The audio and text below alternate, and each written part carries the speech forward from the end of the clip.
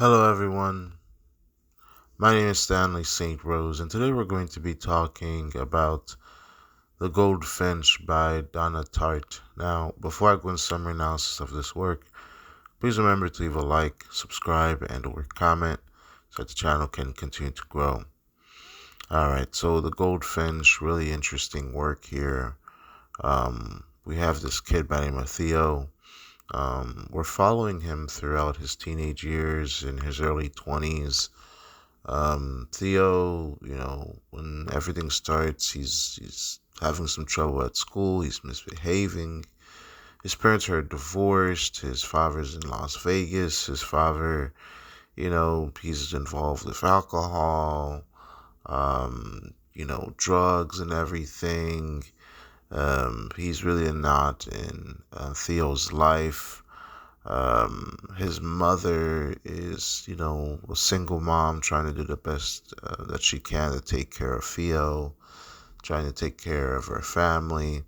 At the beginning of the novel, they go to the Metropolitan Museum of Art, and, the mother shows Theo this painting, and this is the Goldfinch, and this is something that they go to see while at the museum. Theo sees this girl by the name of Pippa, and he's like, going after her. And while he's in this pursuit of Pippa, there's a bomb that goes off, and Theo's mother dies, and Pippa gets injured with a whole brain injury, and Welty, the guy that the older guy that Pippa was with, Welty tells Theo to go to this place, Hobart and Blackwell. It's like this shop where they restore art, where they sell art. And pretty much we kind of see Theo's life change. He goes into the foster home system. He's trying to, he gets set up with a wealthy family, or a much better off family than what he had. And we see Theo start to figure out life, try to figure out how to exist in life. He does have the Goldfinch. He did take it.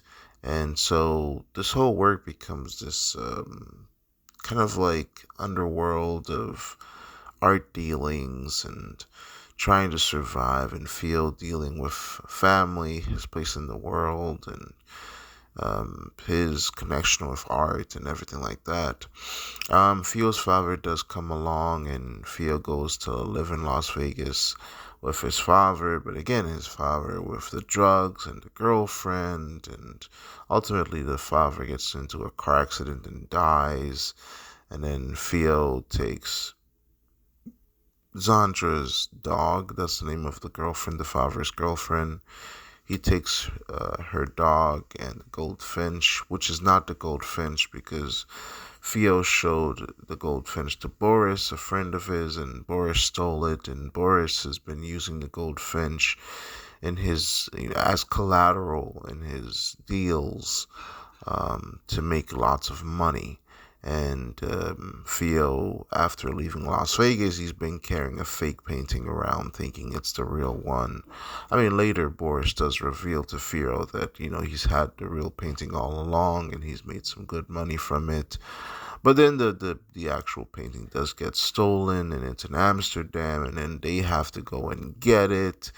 And becomes this whole Hollywood-like movie where Boris and Theo go after the Goldfinch. There's a shootout, and there's hiding, and ultimately Theo does leave New York, and Boris does tell the authorities where the true painting is, and they do give him lots of money for it.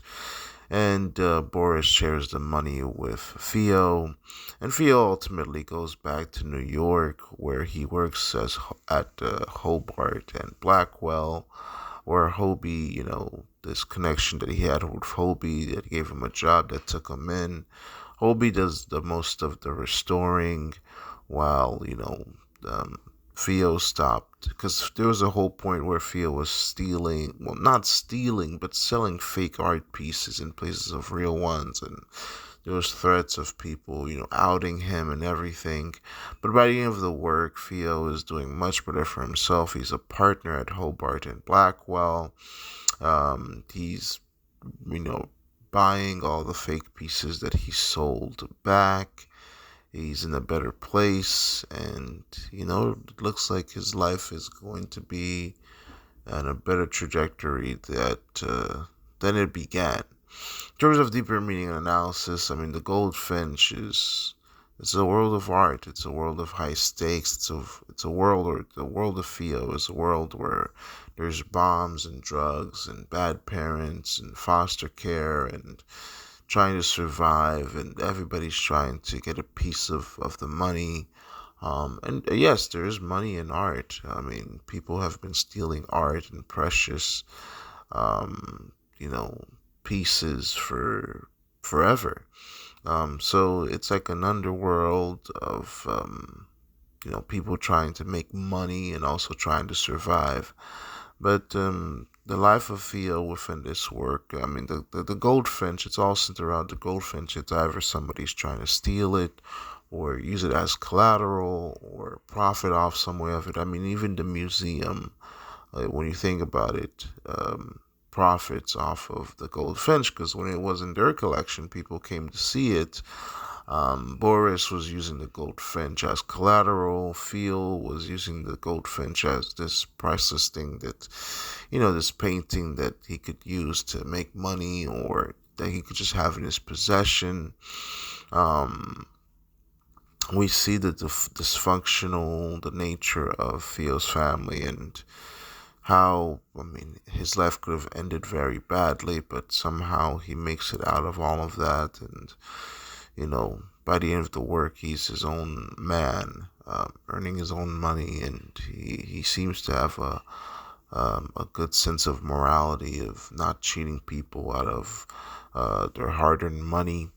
Um, and the work, the way that it ends, it says a lot about Theo's character and how well he's developed. It was never that he was a bad kid. It was just a kid who was put in horrible situations.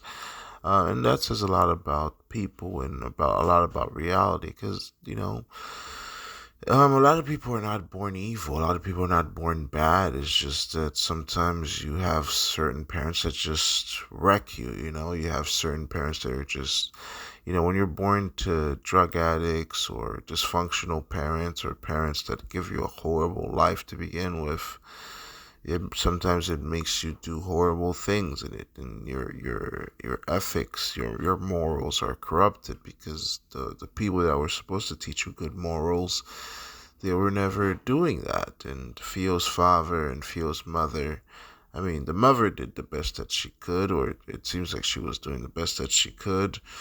But the father was just horrible.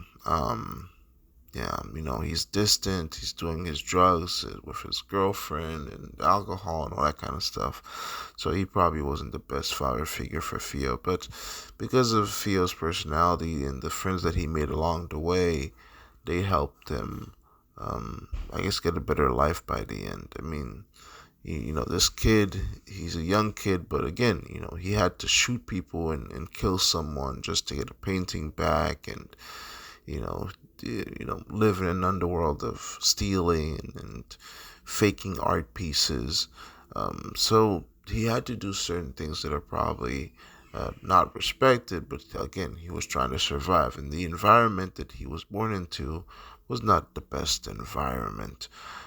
So, your environment does affect your actions, it does affect who you are. But with Theo's life, I guess we can say that he was a work of art, because even though that he wasn't given the best life, by the end of it, he made his life as perfect as it could be, or he tried to change his life and make it a good one as much as he could, because by the end of it, he's trying to correct all his wrongs, and walk a good path, and have a decent job at Hobart and Blackwell, and live a good life his way. So that's very fascinating to me. So that's all I have to say about this work. Please remember to leave a like, subscribe, and or comment, and I'll see you guys in the next video.